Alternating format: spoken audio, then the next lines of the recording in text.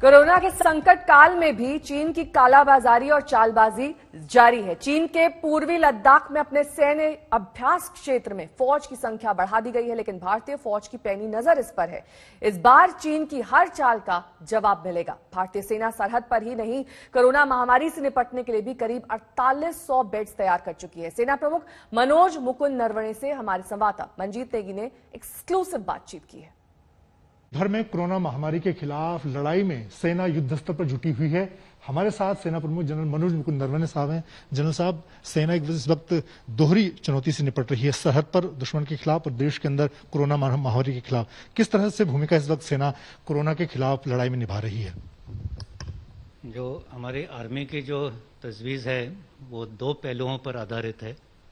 एक है force preservation, अपने आप को बचत सुरक्षित रखना, और दूसरा है इंफ्रास्ट्रक्चर ऑगमेंटेशन, जो हमारी काबिलियत है उसमें बढ़ोतरी लाना।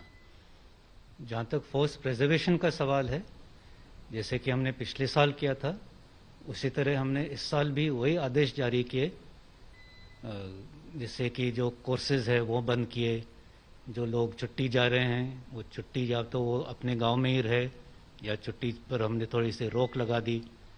जो हर वक्त समर के दौरान अप्रैल मई के महीनों में एक्सरसाइजेज होते हैं जिनमें काफ़ी तादाद में ट्रूप्स बाहर निकलते हैं, उस पर भी हमने रोक लगा दी है।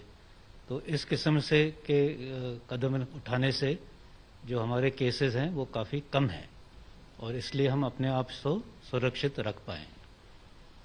जहाँ तक इंफ्रास्ट्रक्चर ऑगमेंटेशन का सवाल है, इस सर्च को देखते हुए, मद्देनजर रखते हुए हमने भी काफ़ी जोर लगाया और सभी लोगों को बताया था कि वो अपने अपनी जो क्षमता है उसको बढ़ाएं।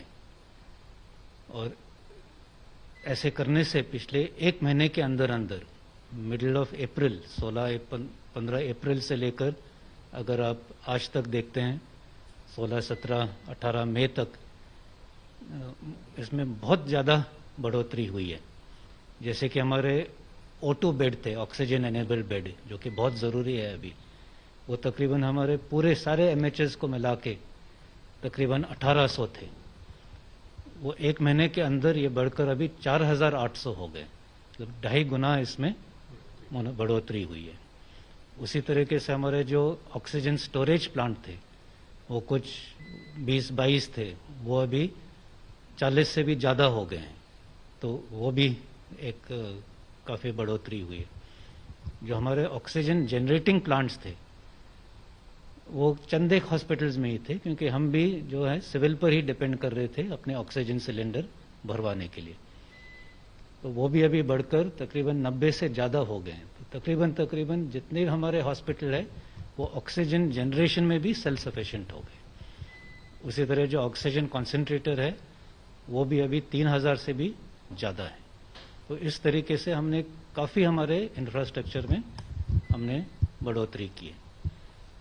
साथ साथ जो हमारा लोकल कमांडर्स है, core commanders, army commanders, local military authorities, उन्होंने भी अपने अपने इलाके में अलग अलग चीफ सेक्रेटरी, मुख्यमंत्री से लगातार संपर्क में है और जो भी वहाँ की ज़रूरत थी उसको भी मद्देनजर रखते उनकी भी मदद की है।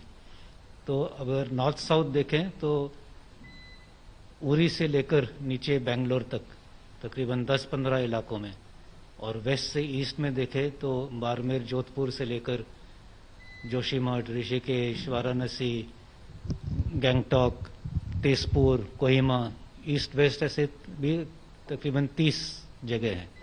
ऐसे 40-45 जगह है जहाँ पर हमने सिविल एडमिनिस्ट्रेशन की भी मदद की है कोविड बेड्स जनरेट करने के लिए, जैसे कि तकरीबन 3000 से 4000 बेड की क्षमता सिविल में भी हमने पैदा की है पार्टनरशिप में।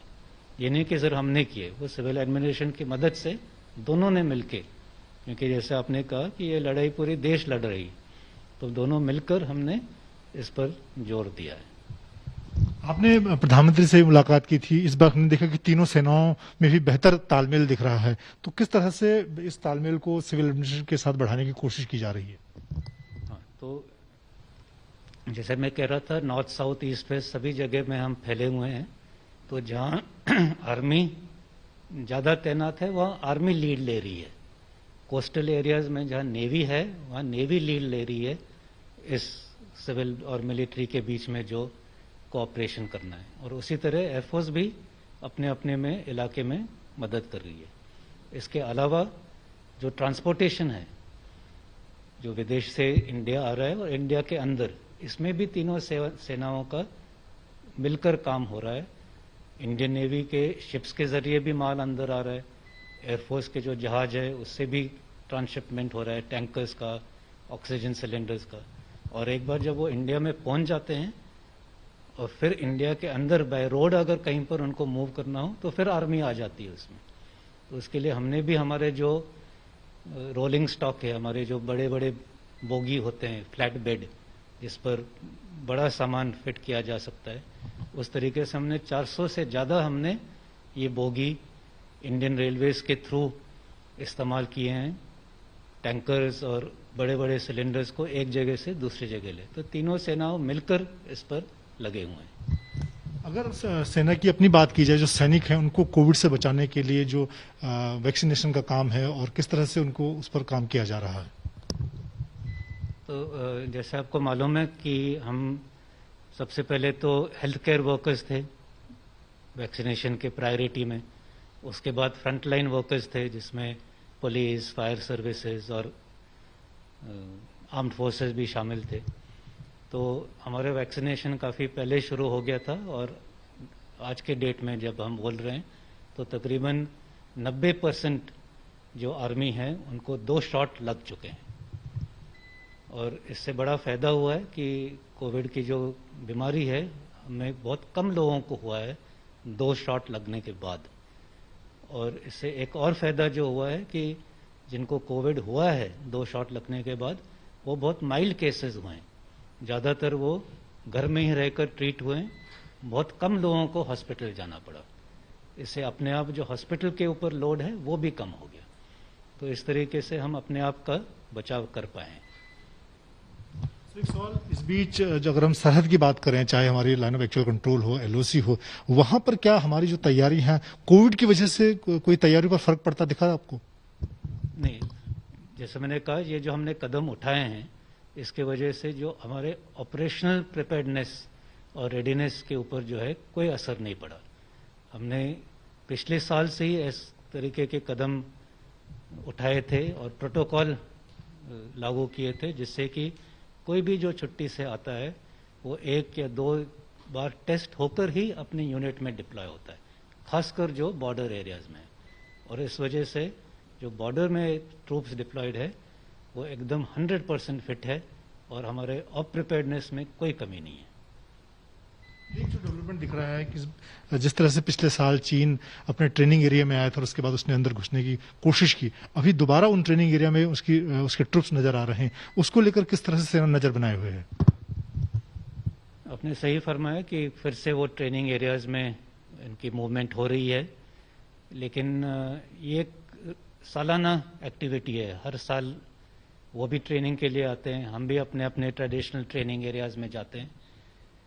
तो इसके ऊपर हमारी लगातार नज़र बनी हुई है। और अभी जो फोर्सेस तैनात हैं बॉर्डर पे एलएसी के ऊपर या एलसी के ऊपर, वो काफ़ी तादाद में है और कोई भी अगर एक्शन होता है, एक्टिविटी होता है, तो उसका सामना करने के लिए वो काफ़ी है। क्या ऐसे हालात नहीं बन पाएंगे कि चीन हमें दोबारा कहीं किसी भी सरहद पर इस तरह का चौंका पाए हमारे सेनाओं को? मेरे ख्याल से अभी वो उसके जो चांसेस है वो काफ़ी कम है। अभी हमारा डिसएंगेजमेंट भी हुआ है और डिसएंगेजमेंट के बाद ऐसी कोई उसका उल्लंघन नहीं हुआ, ना उनकी तरफ से ना हमारे तरफ से। तो अभी स्थिति काफ़ी शांत और नियंत्रण में है और मुझे उम्मीद है कि वो ऐसे ही रहेगा।